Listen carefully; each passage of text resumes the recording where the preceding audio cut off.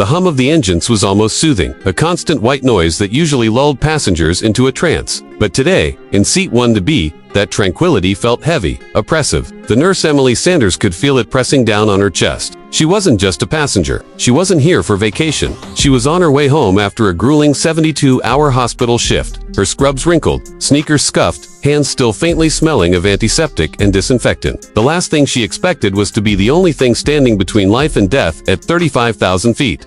The flight had taken off smoothly, a clear afternoon in the skies over Colorado. Families chattered in hushed tones, laptops glowed, the scent of reheated meals wafted from the galley. Emily kept her eyes on her phone, scrolling through messages from colleagues, oblivious to the events that would unfold within the next hour. Then it happened. A crackling announcement on the intercom made her freeze mid-scroll. "Ladies and gentlemen, this is your captain speaking. We are experiencing unexpected medical emergency." The voice faded, cut off mid. The plane lurched slightly, a tremor that wasn't turbulence. Something was wrong. Very wrong. Emily glanced up. The first officer, a young man with sharp features and a nervous edge to his posture, was gripping the yoke with white-knuckled hands. Sweat dotted his forehead. He wasn't speaking. He was staring. The flight attendants rushed past the aisles, their usual calm replaced by a tension that was almost palpable. "Captain Thompson," one of them shouted. "He's not responding." Emily's instincts kicked in instantly. She dropped her bag, sprang from her seat, and pushed through the narrow aisle. The cockpit door was open, a sight she had only ever glimpsed in movies. And there he was, Captain James Thompson, a veteran of 20 years in the skies. Slumped forward, his face pale, lips blue. He wasn't breathing. Her medical training took over before panic could even settle. She leaned over him, checking his pulse, and her stomach dropped when she realized it was weak, irregular. The cockpit smelled faintly of coffee and fear. "Call for medics on the radio. Now," she ordered, her voice slicing through the chaos. But the first officer's hands trembled. I can't fly this alone. I've only done co-pilot training," he stammered. Emily's heart pounded, but there was no time for hesitation. She reached for the oxygen mask dangling above and secured it over the captain's face. Then started chest compressions, her voice calm but commanding. "You're going to be okay, sir. Stay with me. Stay with me." Passengers were beginning to murmur, sensing something was horribly wrong. Some were recording videos, phones pointed like witness tools for disaster, while others whispered prayers. Emily didn't notice. She was locked in a battle against the clock, against altitude, against the creeping fear that they could all die before help arrived. The first officer was pale, staring at the instruments as if they held answers he didn't have. Emily grabbed his arm. "Listen to me. I need you to keep the plane steady. Don't touch anything else. Just follow my instructions. We can save him." A tense, silent minute passed. Then, on the radio, a calm but firm voice responded. "Flight 427. This is Denver approach. We hear you. State your emergency." Emily took a deep breath, forcing herself to sound collected, though inside her mind was a storm. "This is a medical emergency. The captain has stopped breathing. We need immediate assistance, and we need guidance for the first officer. We are at 35,000 feet over Colorado. Please advise." The controller's voice was a lifeline, grounding her. "Understood. Flight 427. Can the first officer maintain level flight?" I think so," he stammered, and Emily shot him a glare sharp enough to cut steel. "Yes, you can. Just do exactly as I say. Step on the rudder pedals. Keep the wings level. Follow the horizon." The next 15 minutes were a blur of terror and adrenaline. Emily alternated chest compressions and rescue breaths, her arms shaking but her resolve unbroken. Sweat ran down her forehead, mingling with tears she didn't have time to acknowledge. Every jolt of the plane, every slight wobble of the first officer's hands, sent a shock through her entire body. She barked orders, reassured the passengers when they looked at her with wide, fearful eyes, and kept her mind hyper-focused on the task at hand. She could feel the captain's pulse fading and returning, a weak, erratic rhythm that kept her on the edge of despair and hope. Minutes stretched endlessly. Then came the call she had been waiting for. "Flight 427. We are vectoring you to Denver International. Emergency crews are standing by. Prepare for descent." Emily exhaled a long, trembling breath she hadn't realized she'd been holding. "We've got this," she murmured to herself. "We just need to get him on the ground." She turned to the first officer. "Listen carefully. You will follow my instructions. You will descend at 2,000 feet per minute. I need you to maintain heading 3-5. Trust me, you can do this." He nodded, swallowing hard, gripping the controls like his life depended on it, which, at this moment, it did. Emily guided him through each adjustment, her voice calm but firm, her commands precise. Every minor correction was a battle against panic, against fear, against the thin layer of oxygen that felt like it was being sucked out of the cabin. Somewhere, in the back of her mind, Emily thought about the irony. Here she was, a nurse on a routine flight, now tasked with flying a plane. She didn't have the license. She didn't have the training. But she had skill, instincts, and nerves of steel honed through years of life and death situations. And somehow, she had to make it count. As the plane descended, she kept her hands on the captain, monitoring his pulse, adjusting the oxygen mask, whispering reassurances she hoped he could hear. "Stay with me, sir. Just a little longer. You've got people waiting for you. You've got to fight."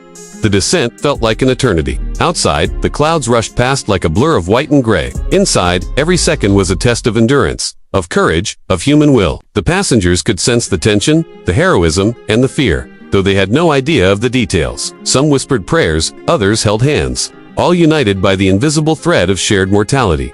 And then, the voice over the radio came again, grounding her. "Flight 427, you are clear for an emergency landing. Runway 27, emergency vehicles are in position. You are not alone. Follow instructions."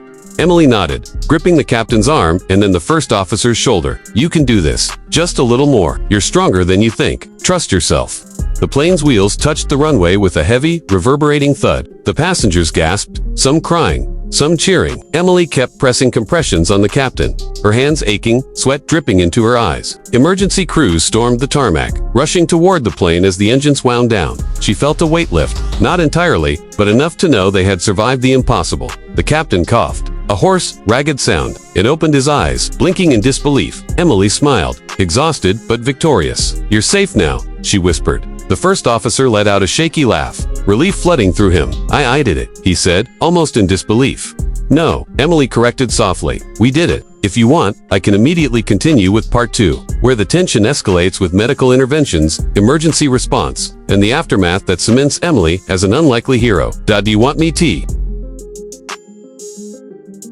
The emergency vehicles swarmed the plane the moment it slowed to a stop. Bright floodlights cut through the twilight sky as paramedics and firefighters converged, their boots pounding against the tarmac. Emily didn't wait to be asked. She grabbed the captain under the arms and lifted him onto a stretcher with the paramedics, her muscles trembling from exhaustion. The first officer hovered behind her, wide-eyed and pale. Do I go with him?" he stammered. Emily shook her head, patting his shoulder. "You stay, you keep calm. You're a part of this too. But right now, he needs hands on him that can treat him faster than we can fly." Inside the emergency vehicle, Emily's world narrowed to one person, Captain Thompson. Machines beeped, oxygen masks hissed, and bright fluorescent lights hit her face like a second sunrise. She ran through her assessment, her mind ticking through every vital sign, every possible complication. He was alive, but barely. The captain's pulse was slow but steady. His skin was pale, almost translucent under the harsh lights. "Sir, you're going to be okay. Just hold on," she whispered, gripping his hand. It was a strange reversal of roles. The captain, usually commanding crews, now completely dependent on a stranger he'd never met. Emily's calm resolve anchored him in a world that had suddenly spun out of control. Back on the tarmac, the passengers had been evacuated to a secure area, wrapped in blankets, shaken but alive. The murmurs were a mixture of fear, awe, and disbelief. Stories would be told about this flight for years, how a nurse from seat 12B had taken control of a plane when the unimaginable happened. The paramedics wheeled the captain into the ambulance, and Emily followed, kneeling beside him. "You're going to be okay. Just stay with me," she repeated. Her hands felt clammy but steady, trained instincts overriding fatigue and adrenaline. Inside the ambulance, she noticed the first signs of heart rhythm irregularity on the monitor. The captain was stabilizing, but the danger wasn't over. Emily called out, "We need atropine and oxygen flush. Stat, keep the line open. I'm ready for manual intervention if necessary." Her voice had the authority of someone used to life and death situations, and the paramedics deferred to her instinct. The city lights blurred past the windows as the ambulance raced toward the nearest trauma center. Emily's mind ran through every possible scenario: cardiac arrest, pulmonary embolism, a stroke. She monitored his vitals, giving medications as the paramedics assisted, and kept up a constant stream of encouragement.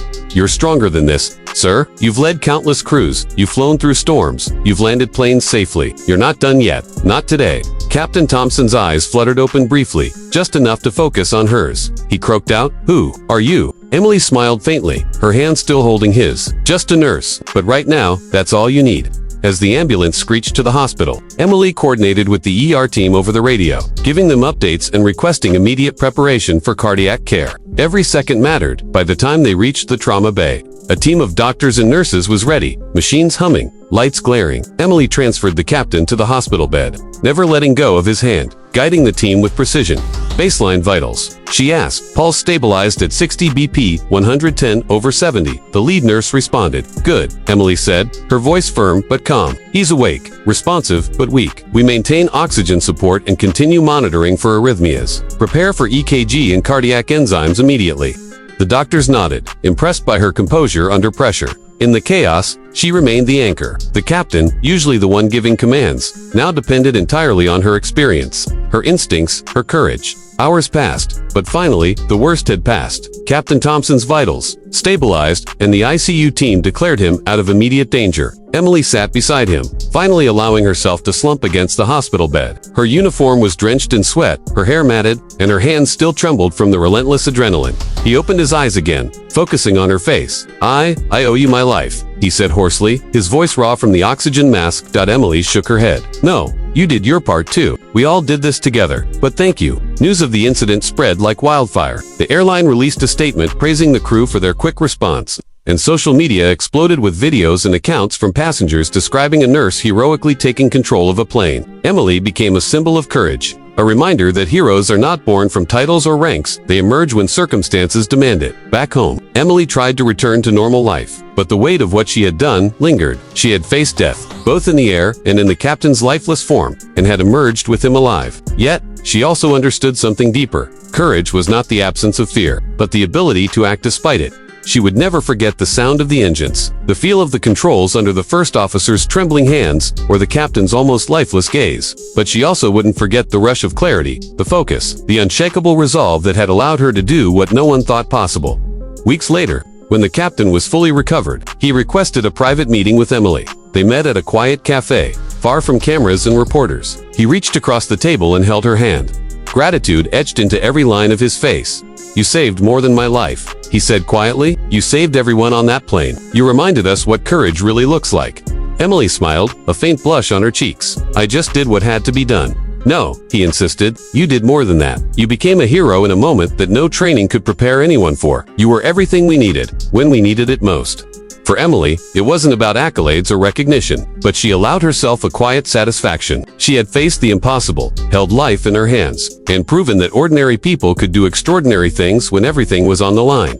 And somewhere, deep inside, she knew that the story of Flight 427, the flight where a nurse in seat 12B took control at 35,000 feet, would live on far beyond her own memory, inspiring people to face their fears, act decisively, and never underestimate the power of courage. Because sometimes, being a hero doesn't come with a uniform. Sometimes, it comes with a seat number, a steady hand, and a heart brave enough to act when no one else can.